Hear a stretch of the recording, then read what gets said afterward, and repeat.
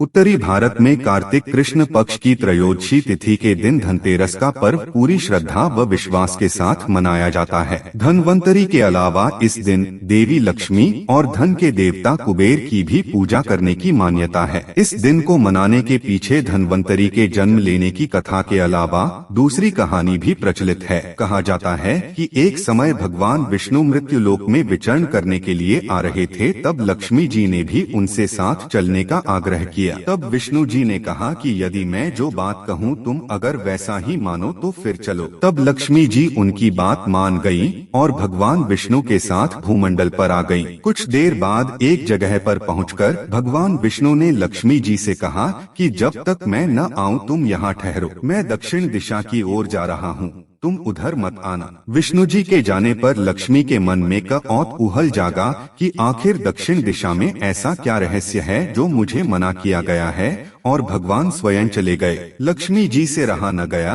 और जैसे ही भगवान आगे बढ़े लक्ष्मी भी पीछे पीछे चल पड़ी। कुछ ही आगे जाने पर उन्हें सरसों का एक खेत दिखाई दिया जिसमें खूब फूल लगे थे। सरसों की शोभा देखकर वह मंत्रमुग्ध हो गईं और फूल तोड़कर अपना श्रृंगार करने के बाद आगे बढ़ी। आगे जाने पर एक गन्ने के खेत से लक्ष्मी जी गन्ने तोड़कर रस चूसने लगी। उसी क्षण विष्णु जी आए और यह देख लक्ष्मी जी पर नाराज होकर उन्हें शाप दे दिया कि मैंने तुम्हें इधर आने को मना किया था, पर तुम न मानी और किसान की चोरी का अपराध कर बैठी। अब तुम इस अपराध के जुर्म में इस किसान की 12 वर्ष तक सेवा करो। ऐसा कहकर भगवान उन्हें छोड़कर क्षीर सागर चले गए। तब लक्ष्मी जी उस गरीब किसान के घर रहने लगी। एक दिन लक्ष्मी जी ने उस किसान की पत्नी से कहा कि तुम स्नान कर पहले मेरी बनाई गई इस देवी लक्ष्मी का पूजन करो, फिर रसोई बनाना, तब तुम जो मांगोगी मिलेगा। किसान की पत्नी ने ऐसा ही किया। पूजा के प्रभाव और लक्ष्मी की कृपा से किसान का घर दूसरे ही दिन से अन्न, धन, रत्न, स्वर्ण आदि से भर गया। लक्ष्मी ने किसान को धन धान्य से पूर्ण कर दिया। किसान के 12 वर्ष बड़े आनंद से कट गए।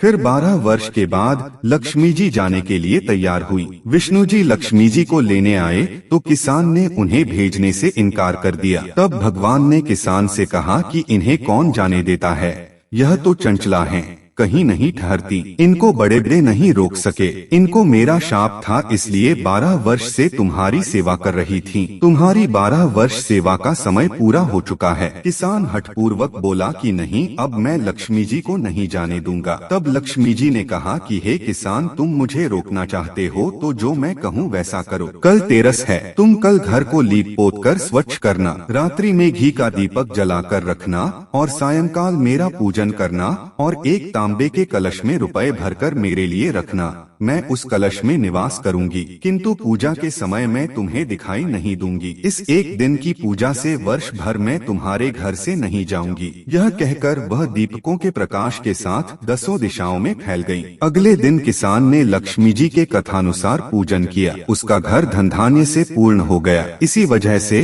हर वर्ष तेरस के दिन लक्ष्मी जी की पूजा होने लगी।